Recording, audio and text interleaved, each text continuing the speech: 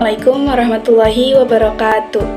Yang terhormat kepada Ibu Dr. Hajah Lia Ujliawati SEMSI selaku dosen pengampu mata kuliah Standar Akuntansi Universitas Sultan Ageng Tirtayasa. Pada kesempatan kali ini, kami akan memaparkan materi mengenai laporan arus kas. Adapun anggota dari kelompok 2 yaitu ada Lisma Noviani, Segawati Tiaswasista Maharani, Anizar Nirmala Aprilian, dan saya sendiri Cindy Maulida sebagai moderator.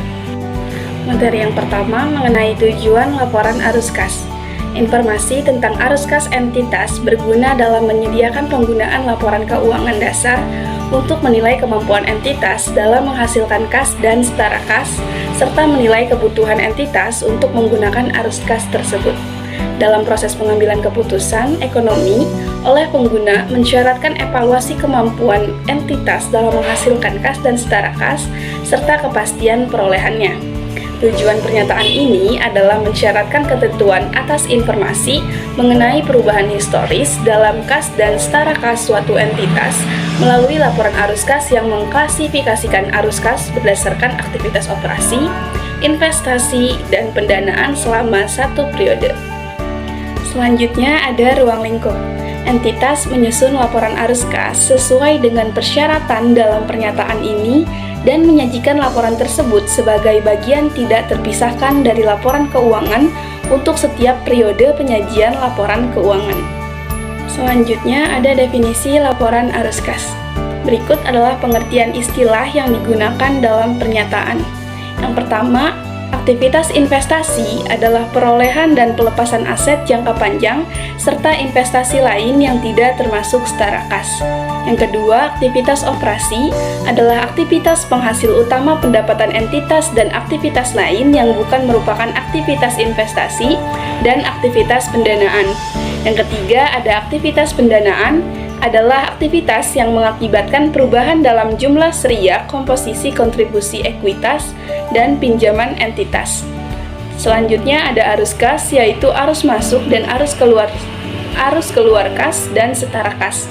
Selanjutnya, kas terdiri atas saldo kas dan rekening giro. Setara kas adalah investasi yang sifatnya sangat liquid, berjangka pendek yang dengan cepat dapat segera dikonversikan menjadi kas dalam jumlah yang dapat ditentukan dan memiliki risiko perubahan nilai yang tidak signifikan. Selanjutnya ada kas dan setara kas. Setara kas dimiliki untuk tujuan memenuhi komitmen kas jangka pendek, bukan untuk investasi atau tujuan lain.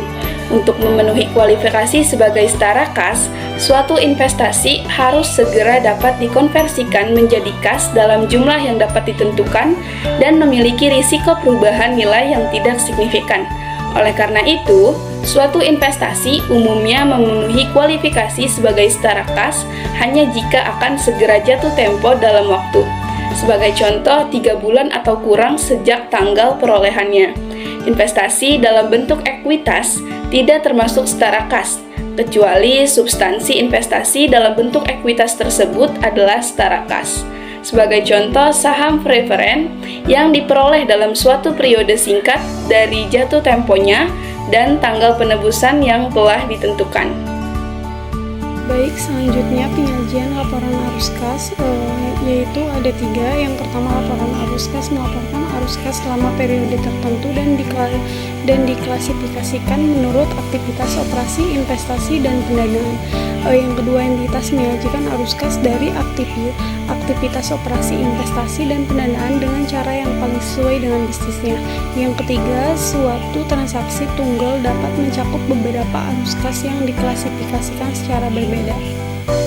Selanjutnya, aktivitas operasi. Beberapa contoh arus kas dari aktivitas operasi adalah yang pertama, penerimaan kas dari penjualan barang dan pemberian jasa. Yang kedua, penerimaan kas dari royalti, fees, komisi, dan pendapatan lain. Yang ketiga, pembayaran kas kepada pemasok barang dan jasa. Yang keempat, pembayaran kas kepada dan untuk kepentingan karyawan. Yang kelima, penerimaan dan pembayaran kas oleh entitas asuransi sehubungan dengan premi, klaim, anuitas, dan manfaat polis lain. Yang keenam, pembayaran kas atau penerimaan kembali atau restitusi pajak penghasilan. Selanjutnya, aktivitas investasi. Beberapa contoh kas yang timbul dari aktivitas investasi adalah pembayaran kas untuk memperoleh aset tetap, aset tak berwujud, dan aset jangka panjang lain, penerimaan kas dari penjualan aset tetap, aset tak berwujud, dan aset jangka panjang lain, pembayaran kas untuk memperoleh instrumen utang atau instrumen ekuitas entitas lain dan kepentingan dalam pentura bersama, penerimaan kas dari penjualan instrumen utang dan instrumen ekuitas entitas lain dan kepentingan dalam pentura bersama, uang muka dan pinjaman yang diberikan kepada pihak lain, penerimaan kas dari pelunasan uang muka dan pinjaman yang diberikan kepada pihak lain, pembayaran kas untuk future kontrak, forward kontrak, option kontrak, dan swap kontrak, penerimaan kas dari future kontrak, forward kontrak, option kontrak, dan swap kontrak. Selanjutnya, aktivitas pendanaan. Beberapa contoh arus kas yang timbul dari aktivitas pendanaan adalah penerimaan kas dari penerbitan saham atau instrumen ekuitas lain, pembayaran kas kepada pemilik untuk memperoleh atau menebus saham entitas, penerimaan kas dari penerbit obligasi, pinjaman wesel hipotek, dan pinjaman jangka pendek dan jangka panjang lain, pelunasan pinjaman, dan pembayaran kas oleh lesi untuk mengurangi saldo liabilitas yang berkaitan dengan sewa pembiayaan. Terima kasih. Baik, selanjutnya ada pelaporan arus kas dari aktivitas operasi. Entitas melaporkan arus kas dari aktivitas operasi dengan menggunakan salah satu dari metode berikut. Yang pertama ada metode langsung. Dengan metode ini, kelompok utama dari penerimaan kas bruto dan pembayaran kas bruto diungkapkan. Dan yang kedua ada metode tidak langsung. Dengan metode ini, laba atau rugi disesuaikan dengan mengoreksi pengaruh transaksi yang bersifat non-kas, penangguhan, atau akrual dari penerimaan atau pembayaran yang terjadi di masa lalu atau masa depan, dan penghasilan atau beban yang berhubungan dengan arus kas investasi ataupun pendanaan. Pelaporan arus kas dari aktivitas investasi dan pendanaan. Entitas melaporkan secara terpisah kelompok utama penerimaan kas bruto dan pembayaran kas bruto yang timbul dari aktivitas investasi dan pendanaan, kecuali arus kas yang dideskripsikan dan dilaporkan atas dasar arus kas neto. Laporan arus kas atas dasar kas neto. Arus kas yang timbul dari aktivitas operasi, investasi, dan pendanaan berikut ini dapat dilaporkan atas dasar arus kas neto. Yang pertama, penerimaan dan pembayaran kas untuk kepentingan pelanggan, jika arus kas tersebut lebih mencerminkan aktivitas pelanggan daripada aktivitas entitas. Yang kedua, penerimaan dan pembayaran kas untuk pos-pos dengan perputaran cepat, jumlah yang besar, dan jangka waktu yang singkat. Selanjutnya ada arus kas dalam valuta asing. Arus kas yang timbul dari transaksi valuta asing dicatat dalam mata uang fungsional entitas dengan mengalihkan jumlah valuta asing tersebut dengan kurs antar mata uang fungsional dengan valuta asing pada tanggal transaksi arus kas. Kemudian ada bunga dan dividen. Arus kas dari bunga dan dividen yang diterima dan dibayarkan masing-masing diungkapkan secara terpisah, masing-masing diklasifikasikan secara konsisten agar periode sebagai aktivitas operasi, investasi, atau pendanaan. Dan yang terakhir ada pajak penghasilan. Arus kas yang timbul dari pajak penghasilan diungkapkan secara terpisah dan diklasifikasikan sebagai arus kas dari aktivitas operasi, kecuali yang dapat diidentifikasikan secara spesifik sebagai aktivitas pendanaan dan investasi. Selanjutnya, investasi pada entitas anak, entitas asosiasi, dan ventura bersama. Jika akuntansi untuk investasi pada entitas asosiasi, ventura bersama, atau entitas anak dicatat dengan menggunakan metode ekuitas atau metode biaya, maka investor membatasi pelaporannya dalam laporan arus kas hanya pada arus kas yang terjadi antara investor dan investee.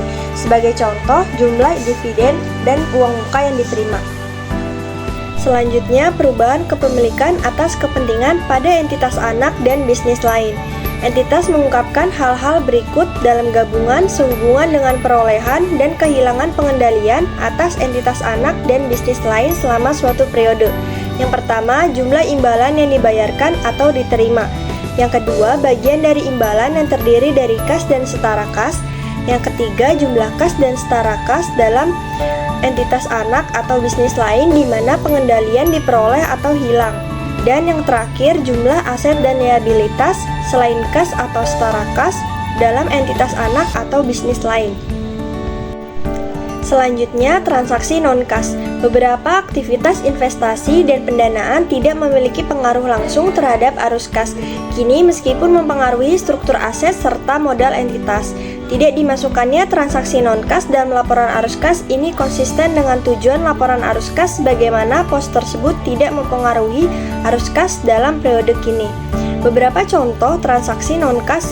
Yang pertama yaitu perolehan aset baik secara kredit atau melalui sewa pembiayaan. Yang kedua yaitu akuisisi suatu entitas melalui penerbitan instrumen ekuitas. Dan yang terakhir, baik untuk selanjutnya komponen kas dan setara kas. Entitas mengungkapkan komponen kas dan setara kas serta menyajikan rekonsiliasi jumlah tersebut dalam laporan arus kas dengan pos yang sama yang dilaporkan dalam laporan posisi keuangan. Nah, selanjutnya pengungkapan lain. Entitas mengungkapkan jumlah saldo kas dan setara kas yang signifikan yang tidak dapat digunakan oleh kelompok usaha beserta pendapat manajemen. Berikut ini merupakan contoh dari laporan arus kas metode langsung. Berikut ini merupakan contoh laporan arus kas metode tidak langsung. Mungkin itu saja pemaparan materi dari kelompok 2. Kurang lebihnya mohon maaf. Wassalamualaikum warahmatullahi wabarakatuh.